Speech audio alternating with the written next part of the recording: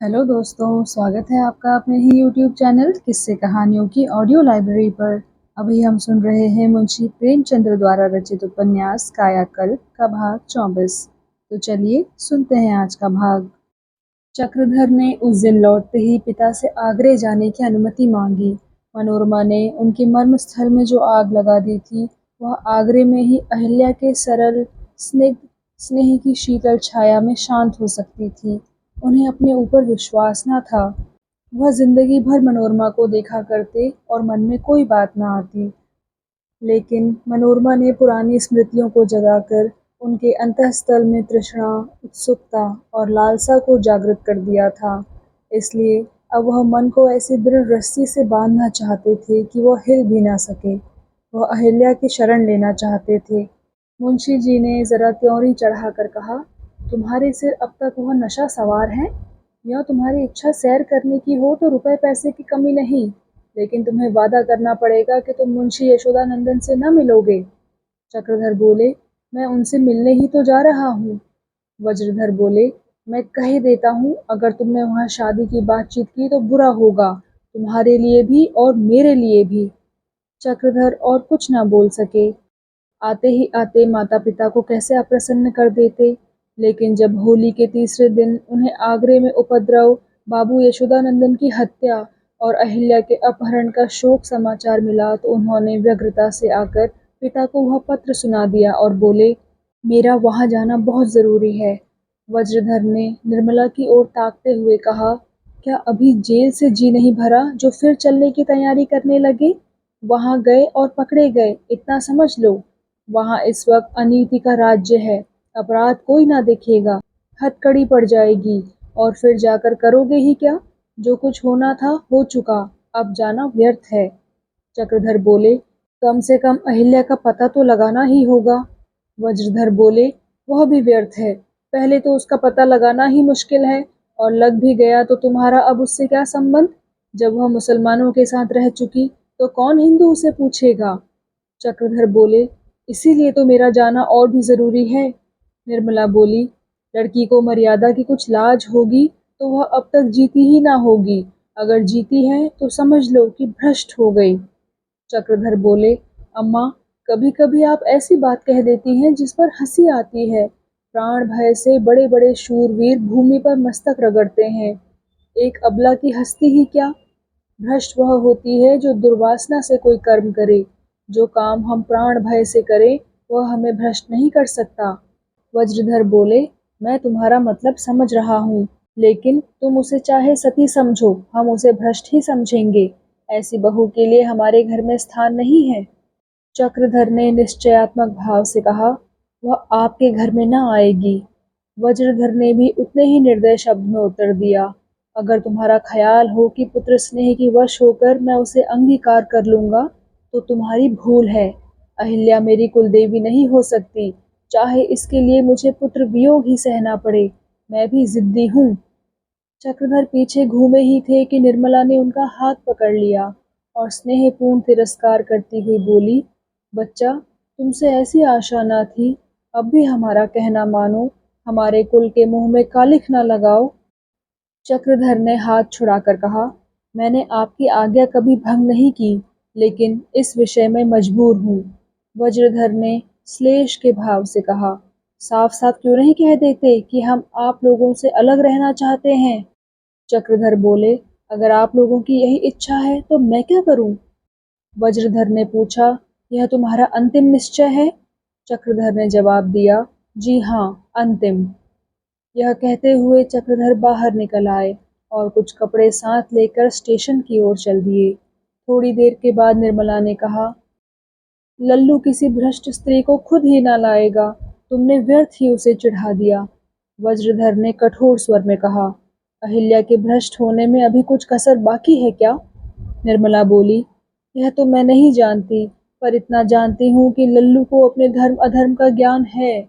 वह कोई ऐसी बात ना करेगा जिसमें निंदा हो। वज्रधर बोले, तुम्हारी बात समझ रहा हूँ, बेटे का प्यार खींच रहा हो तो जाकर उसी के साथ रहो, मैं तुम्हें रोकना नहीं चाहता, मैं अकेले भी रह सकता हूँ।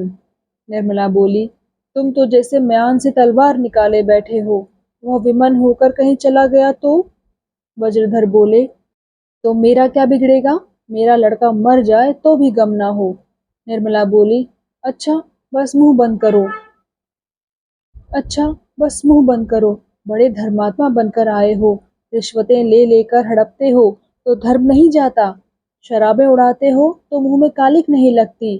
झूठ के पहाड़ खड़े करते हो तो पाप नहीं लगता। लड़का एक अनाथिनी की रक्षा करने जाता है तो नाक कटती है। तुमने कौन सा कुकर्म नहीं किया, अब देवता बनने चले हो। निर्मला के मुख से मुंशी जी ने ऐसे कठोर शब्द कभी न सुने थे। वह तो शील, स्नेह और पतिभक्ति की मूर्ति थी। आज कोप और तिरस्कार का रूप धारण किए हुए थी। उनकी शासक वृत्तियां उत्तेजित हो गई। डांट कर बोले, सुनो जी, मैं ऐसी बातें सुनने का आदी नहीं हूँ। बातें डांट कर बोले, सुनो जी, मैं ऐसी बातें सुनने का आदी नहीं हूँ। बातें तो नहीं सुनी मैंने अपने अफसरों की भी, जो मेरे भाग्य के विधाता थे। तुम किस खेत की मूली हो? जबान तालू से खींच लूंगा, समझ गई? समझती हो ना कि बेटा जवान हुआ, अब इस बुढ़े की क्यों परवाह करने लगी? तो जाकर उसी भ्रष्ट के साथ रहो, इस घर में तुम्हारी जरूरत नहीं। यह कहकर मुंशी जी बाहर चले गए और सितार पर एक गत छेड़ दी। चक्रधर आगरे पहुंचे तो सवेरा हो गया था। प्रभात के रक्त रंजित मर्मस्थल में सूर्य यूं मुंह छिपाए बैठे थे जैसे शोक मंडित नेत्र में अश्रुबिंदु। चक्रधर का हृदय भांति भांति की दुर्भावनाओं से पीड़ित हो रहा था। एक क्षण तक वह खड़े सोचते रहे, कहाँ जाऊं। बाबू यशोदानंदन के घर जाना व्यर्थ था। अंत को उन्होंने ख्वाजा महमूद के घर चलना निश्चय किया। ख्वाजा साहब पर अब भी उनकी असीम श्रद्धा थी। टांगे पर बैठकर चले तो शहर में सैनिक चक्कर लगाते दिखाई दिए। दुकानें सब बंद थी। ख्वाजा साहब के द्वार पर पहुंचे तो देखा कि हजारों आदमी एक लाश को घेरे खड़े हैं और उसे कब्रिस्तान ले चलने की तैयारियां हो रही हैं। चक्रधर तुरंत तांगे से उतर पड़े और लाश के पास जाकर खड़े हो गए। कहीं ख्वाजा साहब तो नहीं कत्ल कर दिए गए? वह किसी से पूछने ही जा रहे थे कि सहसा ख्वाजा साहब ने आकर उनका हाथ पकड़ लिया और आंखों में आंसू भरकर बोले, खूब आए बेटा, तुम्हें आंखें ढूंढ रही थी। अभी अभी तुम्हारा ही जिक्र था। खुदा तुम्हारी उम्र दराज करे। मातम के बाद खुशी का दौर आएगा। जानते हो यह किसकी लाश है? यह मेरी आंखों का नूर, मेरे दिल का सुरूर, मेरा लखते जिगर, मेरा इकलौता बेटा है, जिस पर जिंदगी की सारी उम्मीदें कायम थी। अब तुम्हें उसकी सूरत याद आ गई होगी। कितना खुशरू जवान था, कितना दिलेर, लेकिन खुदा जानता है उसकी मौत पर मेरी आंखों से एक बूंद आंसू भी ना निकला। तुम्हें हैरत हो रही होगी, मगर मैं बिल्कुल सच कह रहा हूँ। 1 घंटा पहले तक मैं उस पर निसार होता था, अब उसके नाम से नफरत हो रही है। उसने वह फ़ैल किया जो इंसानियत के दर्जे से गिरा हुआ था। तुम्हें अहिल्या के बारे में तो खबर मिली होगी? चक्रधर बोला। चक्रधर ने कहा, जी हाँ, शायद बदमाश लोग पकड़ ले गए। ख्वाजा साहब बोले, यह वही बदमाश है जिसकी लाश तुम्हारे सामने पड़ी हुई है। वह इसी की हरकत थी। मैं तो सारे शहर में अहिल्या को तलाश करता फिरता था और वह मेरे ही घर में कैद थी। यह जालिम उस पर जब्र करना चाहता था। जरूर किसी ऊंचे खानदान की लड़की है। काश इस मुल्क में ऐसी और लड़कियां होती। आज उसने मौका पाकर इसे जहन्नुम का रास्ता दिखा दिया। छुरी सीने में भोंक दी। जालिम तड़प तड़प कर मर गया। कमबख्त जानता था कि अहिल्या मेरी लड़की है, फिर भी अपनी हरकत से बाज न आया। ऐसे लड़के की मौत पर कौन बाप रोएगा? तुम बड़े खुशनसीब हो जो ऐसी पारसा बीवी पाओगे। चक्रधर बोले, मुझे यह सुनकर बहुत अफसोस हुआ। मुझे आपके साथ कामिल हमदर्दी है। आपका सा इंसाफ परवर हक परस्त आदमी इस वक्त दुनिया में ना होगा। अहिल्या अब कहाँ है? ख्वाजा साहब बोले, इसी घर में। सुबह से कई बार कह चुका हूँ कि चल तुझे तेरे घर पहुँचा आऊँ, जाती ही नहीं, बस बैठी रो रही है। चक्र चक्रधर का हृदय भय से कांप उठा। अहिल्या पर अवश्य ही हत्या का अभियोग चलाया जाएगा और न जाने क्या फैसला हो। चिंतित स्वर में पूछा, अहिल्या पर तो अदालत में। ख्वाजा साहब ने बात काट कर कहा, हरगिज नहीं। उसने हर एक लड़की के लिए नमूना पेश कर दिया। खुदा और रसूल दोनों उसे दुआ दे रहे हैं। फरिश्ते उसके कदमों का बोसा ले रहे हैं। उसने खून नहीं किया, कत्ल नहीं किया, अपनी असमत की हिफाजत की, जो उसका फ़र्ज़ था। यह खुदाई कहर था, जो छुरी बनकर उसके सीने में चुभा। मुझे ज़रा भी मलाल नहीं है। खुदा की मर्ज़ी में इंसान का क्या दखल? लाश उठाई गई। शोक समाज पीछे पीछे चला। चक्रधर भी ख्वाजा साहब के साथ कब्रिस्तान तक गए। रास्ते में किसी ने बातचीत न की। जिस वक्त लाश कब्र में उतारी गई, ख्वाजा साहब रो पड़े। हाथों से मिट्टी दे रहे थे और आंखों से आंसू की बूंद मरने वाले की लाश पर गिर रही थी। यह क्षमा के आंसू थे। पिता ने पुत्र को क्षमा कर दिया था। चक्रधर भी आंसुओं को न रोक सकी। आह, इस देवता स्वरूप मनुष्य पर इतनी घोर विपत्ति। दोपहर होते होते लोग घर लौटे। ख्वाजा साहब जरा दम लेकर बोले, आओ बेटा, तुम्हें अहिल्या के पास ले चलूं। उसे जरा तस्कीन दो। मैंने जिस दिन से उसे भाभी को सौंपा, यह अहद किया मैंने जिस दिन से उसे भाभी को सौंपा, यह अहद किया था कि इसकी शादी मैं करूंगा। मुझे मौका दो कि अपना अहद पूरा करूं। यह कहकर ख्वाजा साहब ने चक्रधर का हाथ पकड़ लिया और अंदर चले। चक्रधर का हृदय बांसों उछल रहा था। अहिल्या के दर्शनों के लिए वह इतने उत्सुक कभी न थे। उन्हें ऐसा अनुमान हो रहा था कि अब उसके मुख पर माधुर्य की जगह तेजस्विता का आभास होगा। कोमल नेत्र कठोर हो गए होंगे। मगर जब उस पर निगाह पड़ी तो देखा, वही सरल मधुर छवि थी, वही करुण कोमल नेत्र, वही शीतल मधुर वाणी। वह एक खिड़की के सामने खड़ी बगीचे की ओर ताक रही थी। सहसा चक्रधर को देखकर वह चौंक पड़ी और घूंघट में मुंह छिपा लिया। फिर एक ही क्षण के बाद वह उनके पैरों को पकड़कर अश्रुधारों से धोने लगी। उन चरणों पर सिर रखे हुए उसे स्वर्गीय सांत्वना, एक दैवी शक्ति, एक धैर्यमय छवि का अनुभव हो रहा था। चक्रधर ने कहा, अहिल्या, तुमने जिस वीरता से आत्मरक्षा की, उसके लिए तुम्हें बधाई देता हूँ। तुमने वीर क्षत्राणियों की कीर्ति को उज्जवल कर दिया। दुख है तो इतना कि ख्वाजा साहब का सर्वनाश हो गया। अहिल्या ने उत्तर न दिया। चक्रधर के चरणों पर सिर झुकाए बैठी रही। चक्रधर फिर बोले, मुझे लज्जित न करो अहिल्या, मुझे तुम्हारे चरणों पर सिर झुकाना चाहिए। तुम बिल्कुल उल्टी बात कर रही हो। कहाँ है वह छुरी? जरा उसके दर्शन तो कर लूं।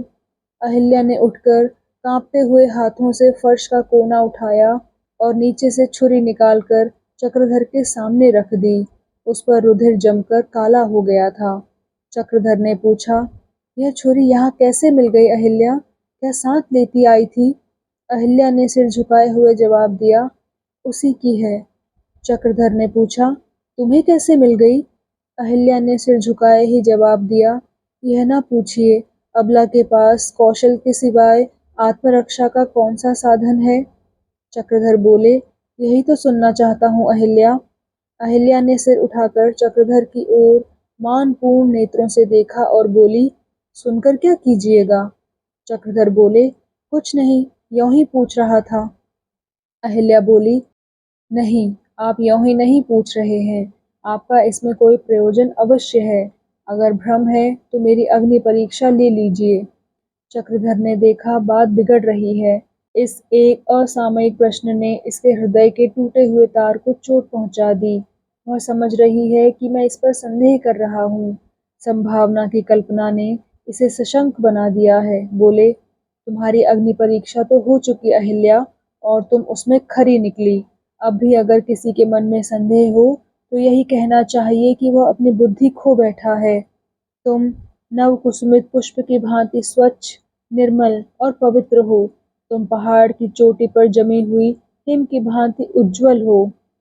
मेरे मन में संदेह का लेश भी होता तो मुझे यहाँ खड़ा ना देखती।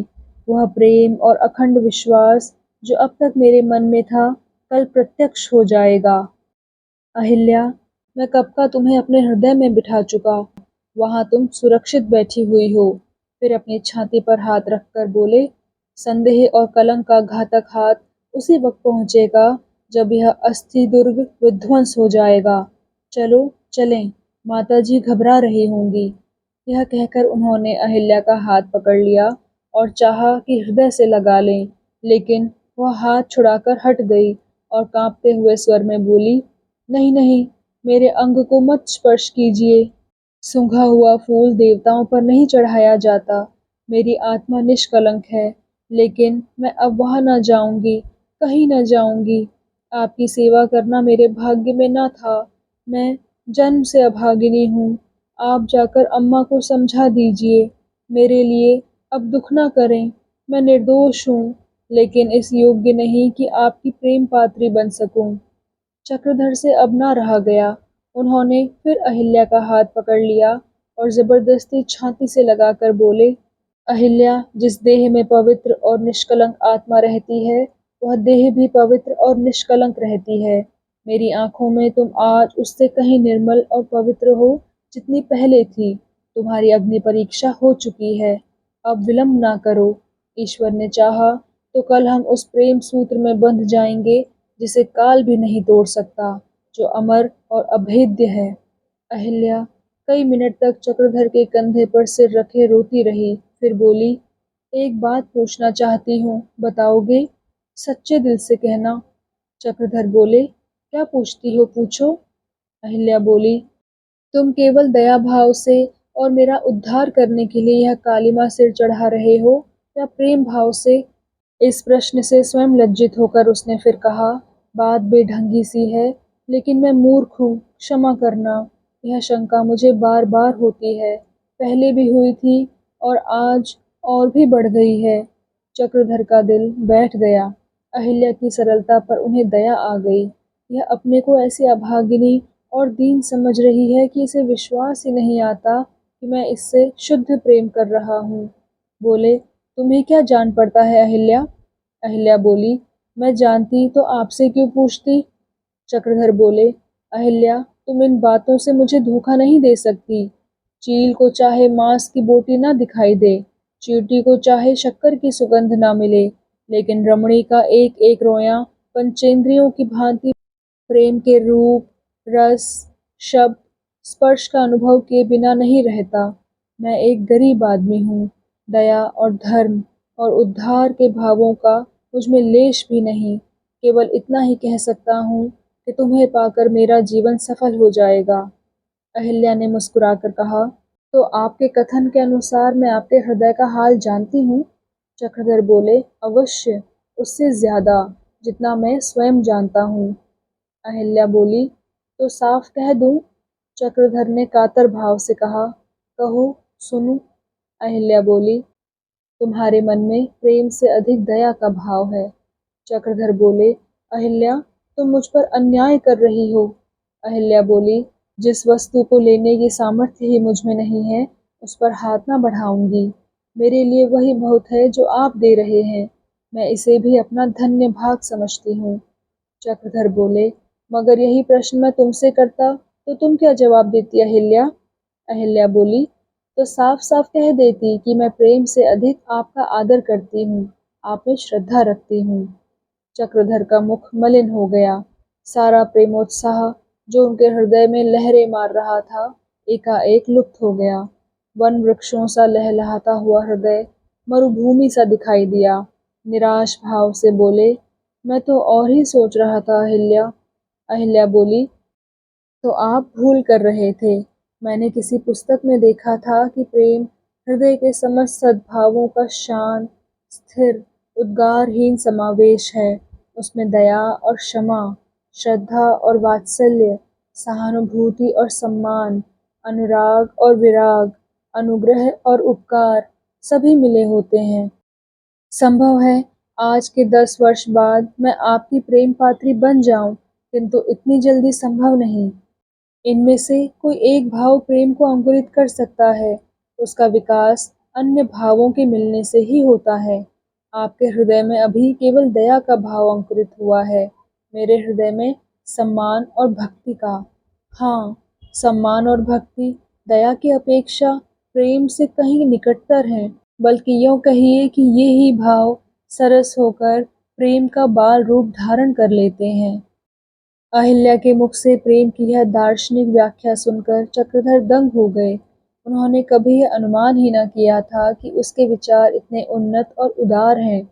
उन्हें यह सोचकर आनंद हुआ कि इसके साथ जीवन कितना सुखमय हो जाएगा। किंतु अहिल्या का हाथ उनके हाथ से आप ही आप छूट गया और उन्हें उसकी ओर ताकने का साहस न हुआ। इसके प्रेम का आदर्श कितना ऊंचा है।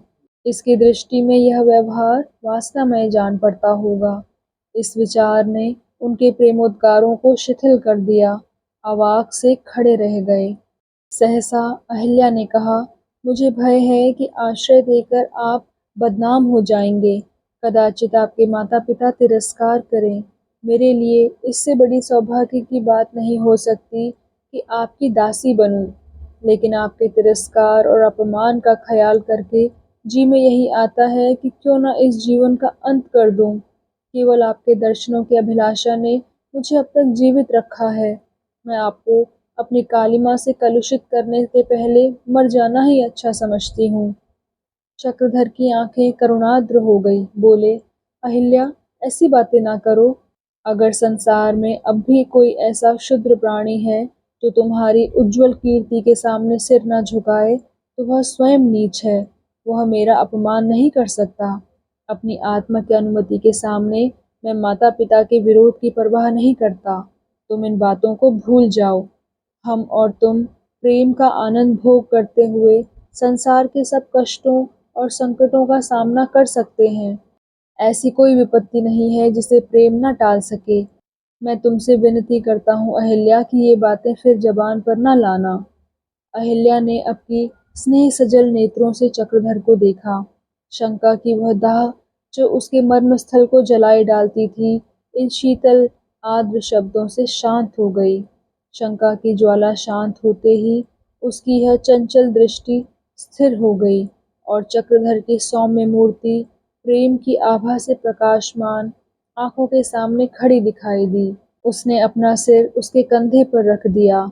उस आलिंगन में उसकी सारी दुर्भावनाएं विलीन हो गई, जैसे कोई आर्त ध्वनि सरिता के शांत मंद प्रवाह में विलीन हो जाती है।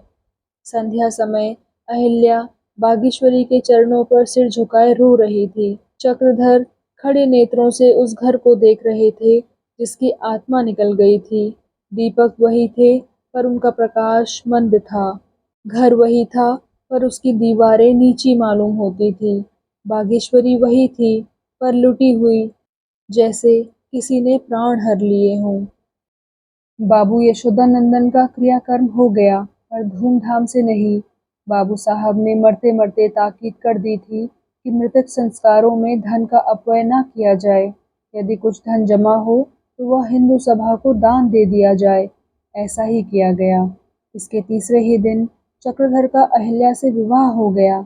चक्रधर तो अभी कुछ दिन और टालना चाहते थे, लेकिन बागेश्वरी ने बड़ा आग्रह किया। पति रक्षा से वंचित होकर वह पराई कन्या की रक्षा का भार लेते हुए डरती थी। इस उपद्रव ने उसे सशंक कर दिया था।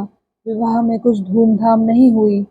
हाँ, शहर के कई रईसों ने कन्यादान में बड़ी बड़ी रकमें दी और सबसे बड़ी रकम ख्वाजा साहब की थी। अहिल्या के विवाह के लिए उन्होंने 5,000 रुपये अलग कर रखे थे। यह सब कन्यादान में दे दिए। कई संस्थाओं ने भी इस पुण्य कर्म में अपनी उदारता का परिचय दिया। वैमनस्य का भूत नेताओं का बलिदान पाकर शांत हो गया।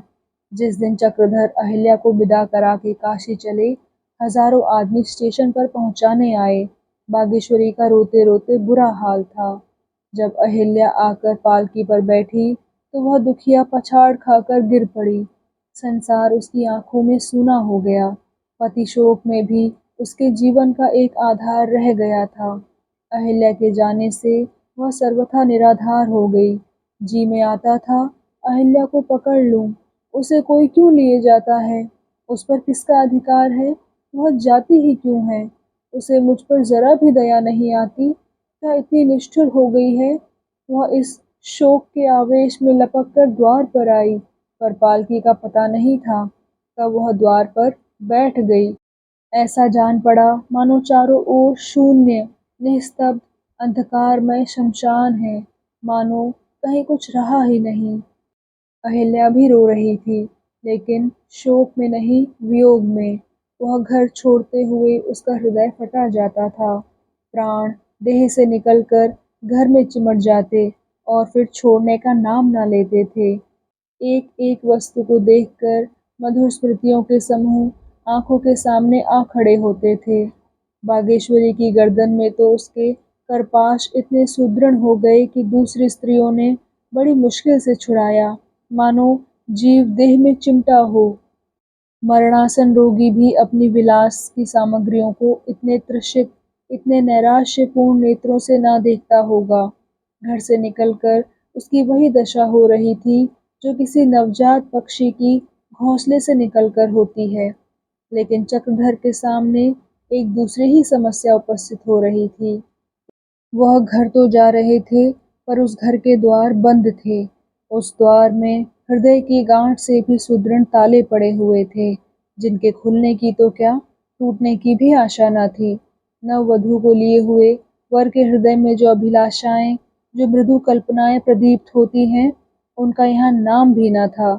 उनकी जगह चिंताओं का अंधकार छाया हुआ था। घर जाते थे, पर नहीं जानते थे कि कहाँ जा रहा हूँ। पिता का क्रोध, माता का तिरस्कार, संबंधियों की अवहेलना, इन सभी शंकाओं से चित्त उद्विग्न हो रहा था। सबसे विकट समस्या यह थी कि गाड़ी से उतरकर जाऊंगा कहाँ। मित्रों की कमी न थी, लेकिन स्त्री को लिए हुए किसी मित्र के घर जाने के ख्याल से ही लज्जा आती थी। अपनी तो चिंता न थी, वह इन सभी बाधाओं को सह सकते थे, लेकिन अहिल्या उनको कैसे सहन करेगी। उसका कोमल हृदय इन आघातों से टूट न जाएगा। उन्होंने सोचा, मैं घर जाऊं ही क्यों, क्यों ना प्रयाग ही उतर पड़ूं और कोई मकान लेकर सबसे अलग रहूं। कुछ दिनों के बाद यदि घर वालों का क्रोध शांत हो गया तो चला जाऊंगा, नहीं तो प्रयाग ही सही। बेचारी अहिल्या जिस वक्त गाड़ी से उतरेगी और मेरे साथ शहर की गलियों में मकान ढूंढती फिरेगी, उस वक्त उसे कितना दुख होगा। इन चिंताओं से उसकी मुख मुद्रा इतनी मलिन हो गई थी कि अहिल्या ने उनसे कुछ कहने के लिए उनकी ओर देखा तो चौंक पड़ी। उसकी वियोग व्यथा अब शांत हो गई थी और हृदय में उल्लास का प्रवाह होने लगा था। लेकिन पति की उदास मुद्रा देखकर घबरा गई। बोली, आप इतने उदास क्यों हैं? क्या अभी से मेरी फिक्र सवार हो गई? चक्रधर ने झेपते हुए कहा, नहीं तो उदास क्यों होने लगा? यह उदास होने का समय है या आनंद मनाने का? अहिल्या बोली, यह तो आप अपने मुख से पूछें जो उदास हो रहा है। चक्रधर ने हंसने की विफल चेष्टा करके कहा, यह तुम्हारा भ्रम है। मैं तो इतना खुश हूँ कि डरता हूँ लोग मुझे ओछा ना समझने लगें। मगर चक्रधर जितना ही अपनी चिंता को छिपाने का प्रयत्न करते, उतना ही वह और भी प्रत्यक्ष होती जाती थी। जैसे दरिद्र अपनी साख बनाए रखने की चेष्टा में और भी दरिद्र हो जाता है। अहिल्या ने गंभीर भाव से कहा, तुम्हारी इच्छा है ना बताओ, लेकिन यही इसका आशय है कि तुम्हें मुझ पर विश्वास नहीं। यह कहते कहते अहिल्या की आंखें सजल हो गई। चक्रधर से अब जब्त न हो सका। उन्होंने संक्षेप में सारी बातें कह सुनाई और अंत में प्रयाग उतर जाने का प्रस्ताव किया। अहिल्या ने गर्व से कहा, अपना घर रहते प्रयाग क्यों उतरें? मैं घर चलूंगी। माता पिता की अप्रसन्नता के भय से कोई अपना घर नहीं छोड़ देता। वे कितने ही नाराज हों, हैं तो हमारे माता पिता। हम लोगों ने कितना ही अनुचित किया हो, हैं तो उन्हीं के बालक। इस नाते को कौन तोड़ सकता है? आप इन चिंताओं को दिल से निकाल डालिए। चक्रधर बोले, निकालना तो चाहता हूँ पर नहीं निकलती। बाबूजी यूं तो आदर्श पिता हैं, लेकिन उनके सामाजिक विचार इतने संकीर्ण हैं कि उनमें धर्म का स्थान भी नहीं। मुझे भय है कि वह मुझे घर में जाने ही न देंगे। इसमें हरज ही क्या है कि हम लोग प्रयाग उतर पड़ें और जब तक घर के लोग हमारा स्वागत करने को तैयार ना हो, यहीं पड़े रहें। अहिल्या बोली, आपको कोई हरज ना मालूम होता हो। मुझे तो माता पिता से अलग स्वर्ग में रहना भी अच्छा ना लगेगा। आखिर उनकी सेवा करने का और कौन अवसर मिलेगा? वे कितना ही रूठें, हमारा यही धर्म है कि उनका दामन ना छोड़ें।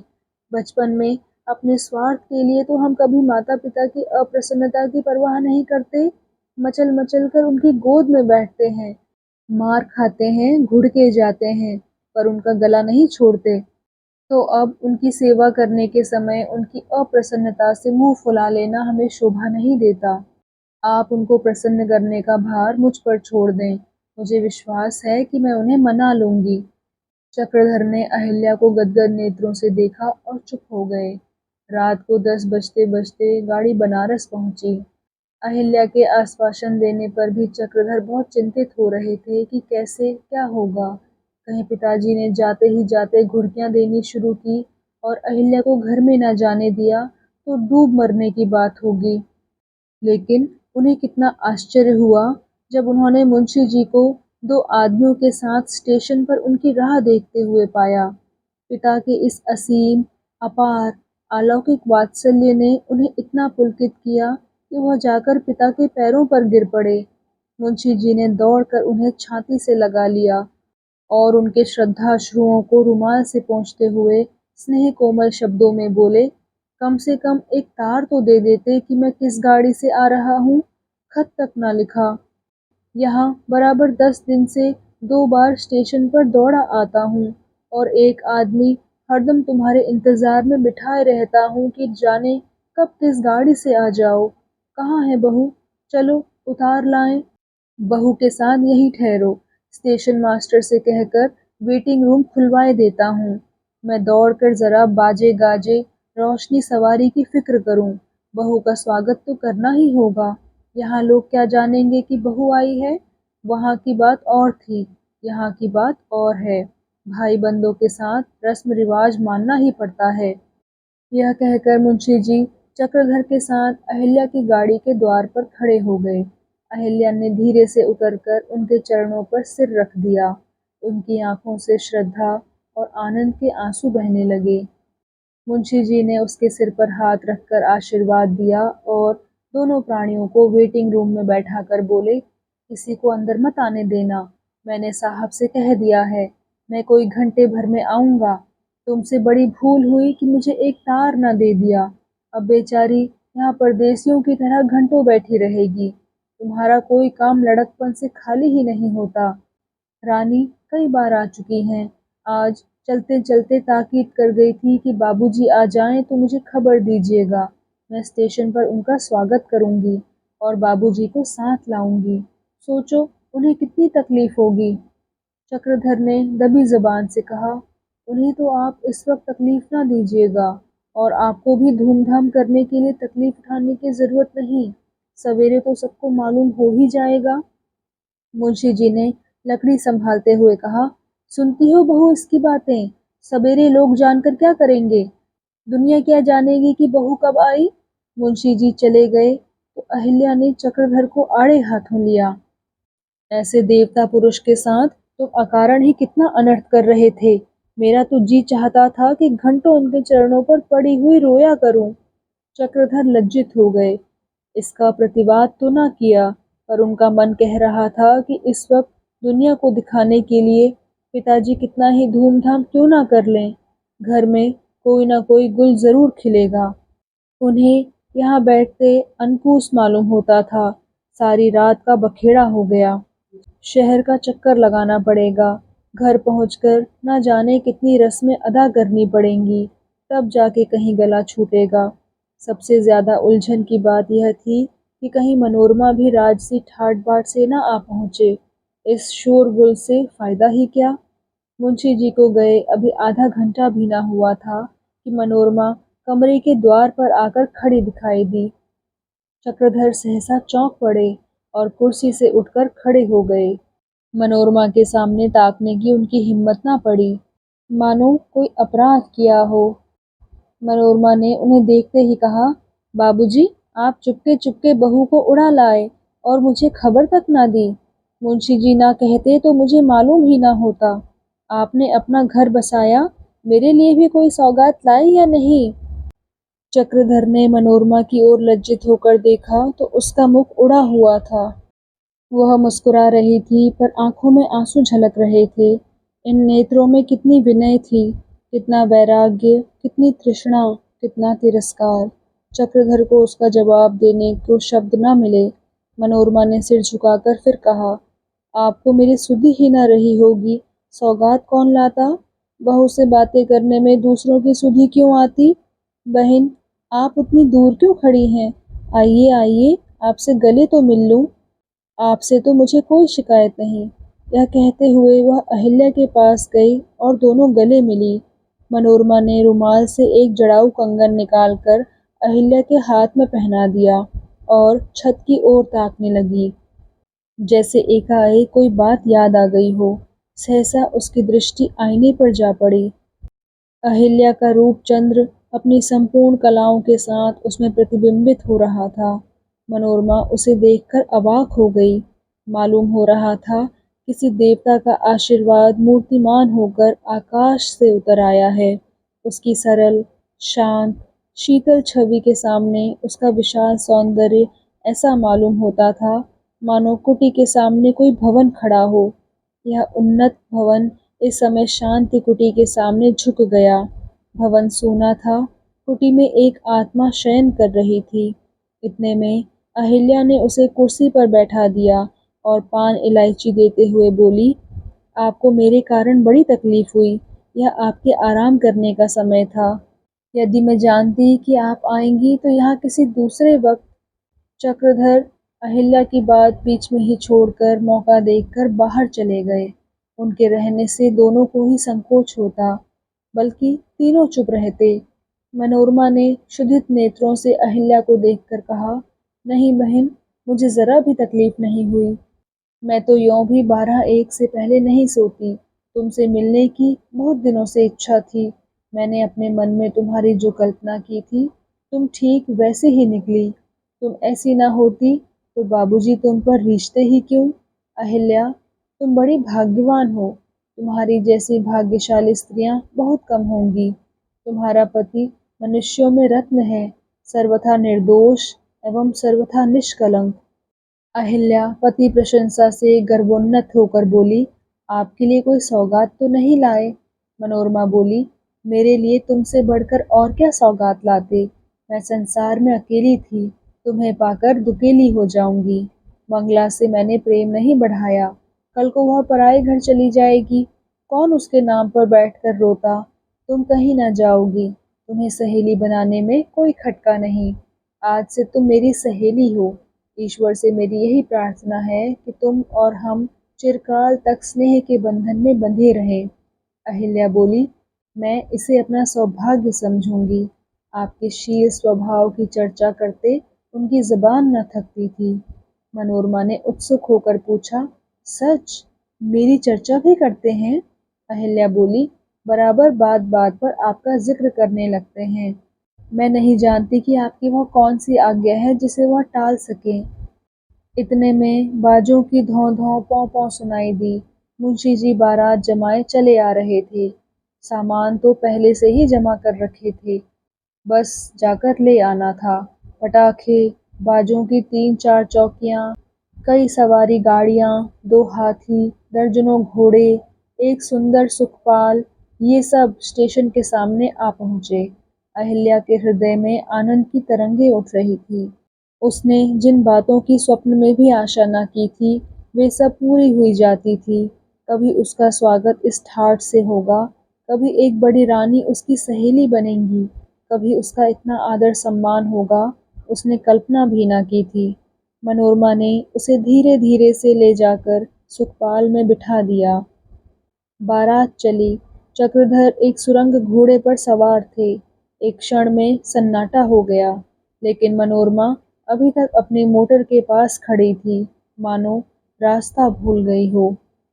तो दोस्तों, कैसा लगा आपको आज का भाग? कृपया कमेंट सेक्शन में आकर ज़रूर बताइएगा। और अगर आपने अभी तक इस चैनल को सब्सक्राइब नहीं किया है तो कृपया सब्सक्राइब भी ज़रूर कर लीजिएगा। मैं मिलती हूँ आपसे इसी कहानी के अगले भाग के साथ। तब तक के लिए धन्यवाद।